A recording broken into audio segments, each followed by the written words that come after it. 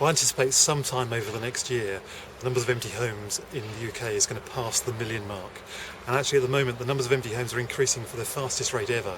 They went up by 30,000 last year, and that means that every day, almost 100 extra empty homes like these are falling empty and not coming back into use.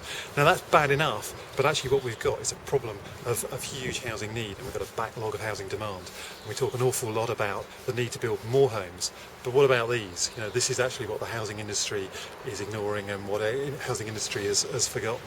And it strikes me that if the housing industry is going to have a claim to be a moral business, actually we've got to deal with this problem as well as building more homes as well. Okay, so I mean, what sort of steps do you think we should be looking for government or landlords to take to bring empty homes back into use? Well, I think the Inside Housing campaign has actually got some of the really important points in there. I mean, first of all, we've got to do something about this VAT. It is ludicrous that we charge no VAT on building new homes and 17.5% VAT on getting homes like this back into use. Now, we've got a recession at the moment anyway. It's hard enough, it's expensive enough, it's difficult enough for people to bring homes back into use. If we're taxing them at that rate at the same time, it's not going to happen. So it's really important that we do something about that. I also think there's a real big issue that we can deal with much better about temporary use. There's an awful lot of these homes that are empty because there are regeneration projects which have stalled. There's an awful lot of that. We're seeing a lot of it at the moment.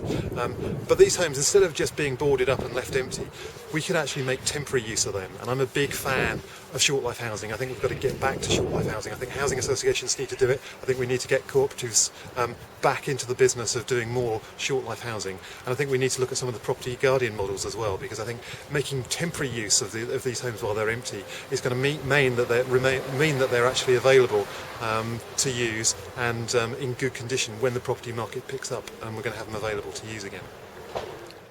Now, of course, times are hard in the housing market at the moment, and I quite understand the recession means it's going to be more expensive and more difficult for the market to bring homes back into use. But I think that's why it's so important that councils and housing associations do what they can.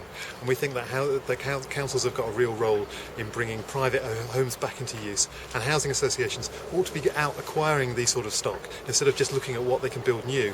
Here's homes that could be used for social housing as well.